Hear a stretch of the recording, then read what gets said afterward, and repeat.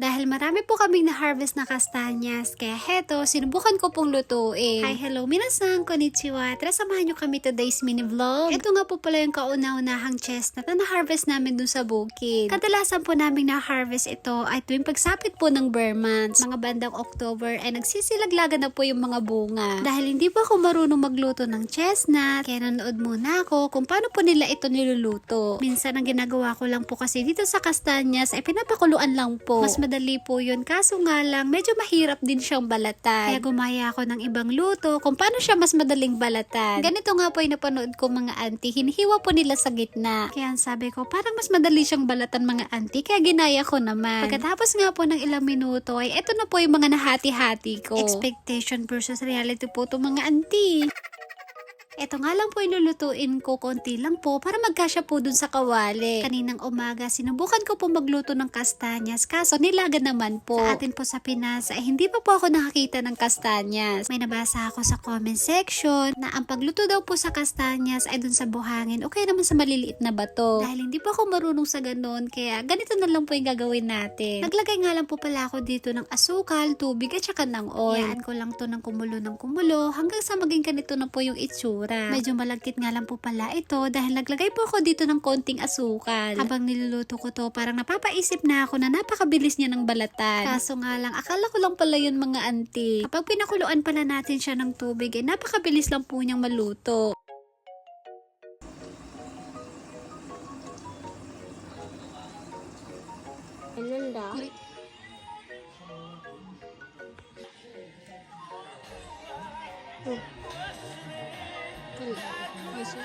Nung medyo okay na nga po, ay pinatikim ko na nga po sa dalawang hapon ko. Gustuhan nga din nila itong nagawa ko. So, eto na nga po pagkatapos ng ilang minuto, ay tapos ko na pong lutuin tong kastanyas. Tinanggal ko na nga po isa-isa at nilagay ko na po dito sa plato.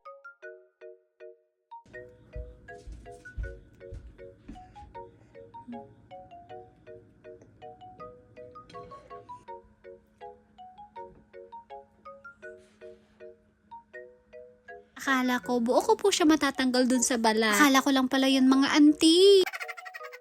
Pagkatapos ko po magluto ng kastanyas, ay pinatikim ko na po sa anak ko. Dahil babalatan ko na po itong mga to, kaya pinauna ko na pong pinakyat si Kenshi sa taas. Mas madali po kasing balatan tong kastanyas kapag medyo mainit po. Bago natin makain tong napakasarap na kastanyas, ay mahihirapan muna tayo sa una. Nakahirap na nga lang mag-harvest nito, pati ba naman sa pagtanggal ng balat.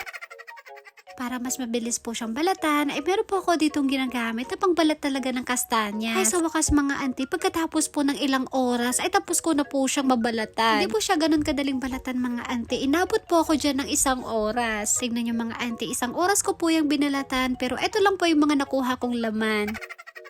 Ganito nga po yung itsura ng chestnut kapag hindi po natin nabili sa supermarket. Yung nabibili po natin sa supermarket ay yun po yung sinasabi nilang masarap na parang kamote. Kapag ganito naman po para sa akin ay para po siyang mane. Tapos meron ding lasang kamote pero hindi po matamis. Pag na araw naman ay nakapag-harvest ulit kami ng kastanyas. Medyo marami nga din po ulit itong nakuha namin. Nahugasan ko na nga rin po pala ito at tinanggal ko po yung mga ibang may sira. Yung sinubukan ko po dati ay hinati ko po ito sa gitna pero ngayon ay ilalaga na po natin siya diretso. Mga ilang minuto ko nga lang po itong papakuluan. Kapag pinakuluan po natin, ay mabilis lang naman po siyang maluto. Pagkatapos ko pong maluto ng ilang minuto, ay sinalin ko na po siya dito sa lagayan. Ganito nga rin po yung itsura pagkatapos pong malaga. So, depende po yan sa inyong mga auntie kung anong klase ng luto ng kastanyas ang gusto nyo. Excited na nga po tikman ni Kenshin to mga auntie, kaya pinagbalat ko na siya. Ito nga po palang ginagamit kong pambalat ng kastanyas. Ay nabili ko po yan sa Hagenshop. Ito nga po palang gawa ko, ay hindi po siya kagaya ng nabibili sa supermarket. Kung yung nabibili po natin ay buo, ito po ay hindi. Expectation versus reality, ika nga nila mga auntie.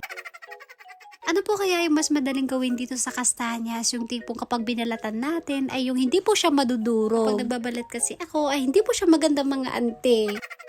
Sila po mga auntie at dito na po natapos ang aming mini vlog. Maraming salamat po. Thank you for watching. Sayonara and bye-bye. I love you. Bye-bye. Paalam.